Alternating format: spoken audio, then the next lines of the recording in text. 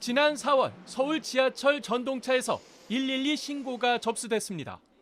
남성이 여성의 신체를 의도적으로 만졌다는 신고 전화였습니다. 신고를 받고 출동한 경찰은 CCTV를 확인한 뒤 2달 동안 추적해 남성이 누군지 발견했습니다. 경찰이 확인한 남성은 대통령실 경호처 소속 직원이었습니다.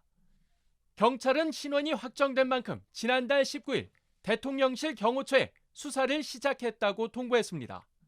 이어 추가 조사를 통해 이 남성을 공중 밀집 장소 투행 혐의로 서울중앙지검에 송치했다고 밝혔습니다.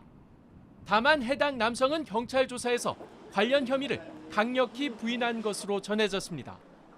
이에 대해 대통령실 관계자는 경찰 수사 개시 통보를 받고 곧바로 해당 남성을 대기 발령 조치했다고 확인했습니다. 또 수사기관의 최종 판단이 나오면 관련 규정에 따라 징계를 내릴 것이라고 덧붙였습니다. 대통령실 직원들의 기강회의는 이뿐만이 아닙니다. 강모 선임 행정관은 지난달 음주운전을 하다 적발되기도 했습니다. 하지만 대통령실은 보도가 나오기 전까지 강 행정관을 한 달 넘도록 징계하지 않으면서 논란이 된 바 있습니다. 대통령실 소속 선임 행정관이 만취해 운전을 하다 적발된 사실이 뒤늦게 알려졌습니다. 해당 행정관은 윤석열 대통령의 이른바 체리 따봉 문자에 등장했던 인물입니다. 심가은 기자입니다. 지난달 7일 밤 10시쯤 서울 용산구 한남동에서 대통령실 선임 행정관이 음주 단속에 걸렸습니다.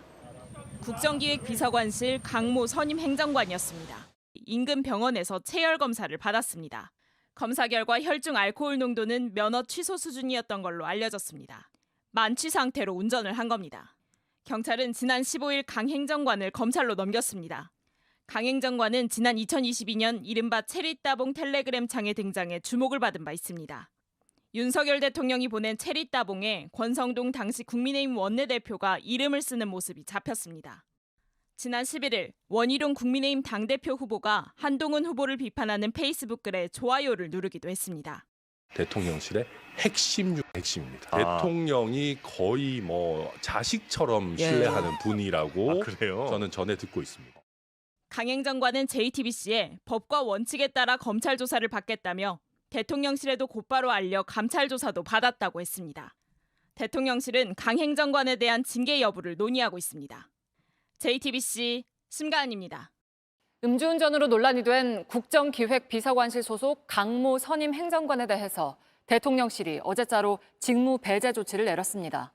대통령실은 해당 선임 행정관은 19일자로 대기 발령해 직무 배제됐다며 법 절차에 따라 조치할 예정이라고 했습니다. 윤석열 대통령의 이른바 체리 따봉 메시지로 잘 알려진 강 행정관은 지난달 7일 저녁 10시쯤 서울 한남동의 한 도로에서 음주 단속에 적발됐습니다. 대통령실은 적발 이후에도 한 달 넘게 징계 등의 조치를 취하지 않아 논란이 됐습니다.